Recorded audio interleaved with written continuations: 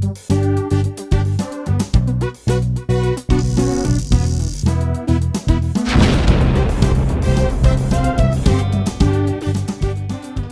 and welcome to the second episode of App Trap.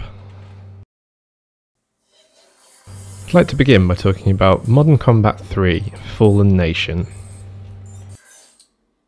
Now, obviously anyone aware of Gameloft in general is probably aware of their business practice with regards to mobile devices, in that they release games with more than a passing resemblance to popular titles of the time.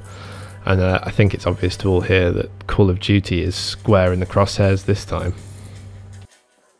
Now, I'm not too much of a fan of the Call of Duty Modern Warfare series. I quite like it. I've played them all and, it's something I can certainly take or leave. Modern Combat, however, seems to be a laundry list of bad design choices. Almost everything about the game is uncomfortable. And whilst the game may look technically proficient, it does seem to be blessed with the profound ugliness that PC titles had in the early 2000s. To begin with, the controls are simply ludicrous. I'm playing here on screen with the default configuration, whereby you have a small awkward twin stick placed far too far up the left hand side of the screen, and in lieu of a second twin stick you just rub your hand all over the surface of the iPad in order to move like a mouse. Now, whilst this may reduce the problems that the twin stick shooters on the App Store do have, it gives you the problem of your hand is in the way of the screen all of the time. The very idea of putting HD at the end of this is ludicrous, as all I'm looking at is the back of my hand trying to play the game. Hilariously, you can activate the gyroscopic control method for aiming, which requires you to hold the iPad out in front of you and move around, and each point is represented in real terms. So it's like a giant motion controller. I mean, it does work to a point, other than the fact that it's incredibly unwieldy to play, and short of somebody releasing a giant neck brace for the iPad, I can hardly see it taking off.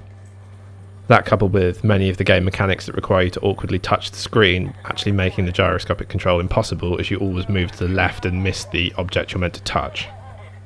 The game is also blessed, well, I say blessed in obviously the loosest sense of the term, but the game is blessed with a kill cam feature, which you can see a couple of instances of it in this video, and the idea being that it stylishly follows the bullets to show the enemy being brutally murdered.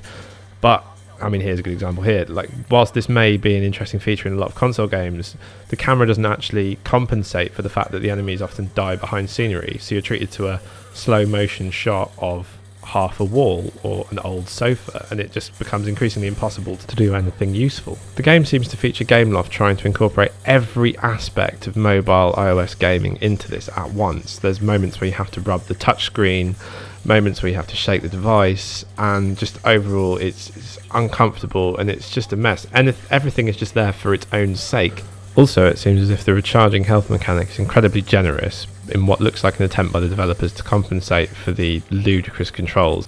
On screen you can see me wrenching to get through one of the set piece moments of the game, trying to collapse this bridge, which for some bizarre reason requires about 4 rockets to topple the damn thing and makes the entire task incredibly tedious. I don't really understand Modern Combat. I don't understand why it exists other than for purely financial reasons, and I don't understand its place within the App Store, something which is typically a showcase for innovation. Here you can see footage of the game's multiplayer component, which in its defence is quite fully featured. In many other ways though, the inclusion of a multiplayer component which is wholesale stolen from Call of Duty just begs the question, why do it? Why do people need this kind of experience on their portable devices? I mean, most people that would want it surely have access to another computer or a games console that can provide what this experience is just trying to copy from. It's also currently £5 in the UK App Store, which is about £5.50 more than it deserves to be.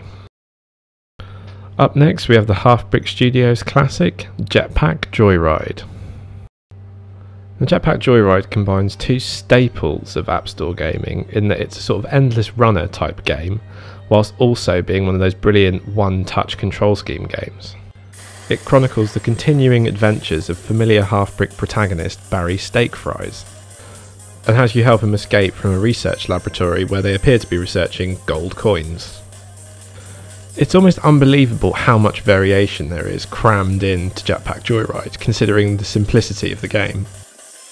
You can see me here collecting one of the many vehicle power-ups from the game, transforming into a giant bipedal mech. The coolest thing about these power-ups, obviously other than being a giant bipedal mech, are the fact that they all control really differently. And as things ramp up with the various defences of the research laboratory, you're able to really combat things and get around them with the different vehicles you get access to. All these vehicles and power-ups are of course upgradable through the collection of coins, which is persistent throughout every time you play it. You also just saw me collect what's called a spin token, which you'll see in a second is sort of one of the third layers of game that's crammed into Jetpack Joyride, which is possibly the most addictive of all of them. Like any endless runner, obviously the challenge of the obstacles is ramped up significantly as you progress past a certain amount of meters. It's a real testament to Halfbrick's craft as a game studio, the fact that no matter how badly you do in the game, you always feel like you've got a bit further and had an immense amount of fun. Here's the final layer of the game, this fruit machine concept, which you unlock spins of by picking up the small golden spin tokens throughout the game, and these enable you to pick up various power-ups that essentially enable anything from being reborn to large explosions that can propel you meters forward so you could actually beat a high score after you've already died. Most importantly, on both the iPad and the iPhone, Jetpack Joyride is a completely free download, and it doesn't really push its monetization aspects at you either.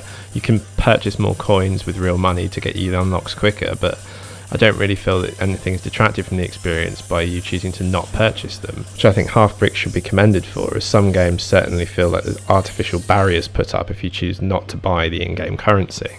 Jetpack Joyride is really one of the standout gems on the App Store, and I would heartily recommend it to everyone in possession of an iOS device. It's really worth seeking out, and it's absolutely one of the best examples of a freemium game to date. Thanks for watching, and I'll see you next week. Please feel free to leave any comments below.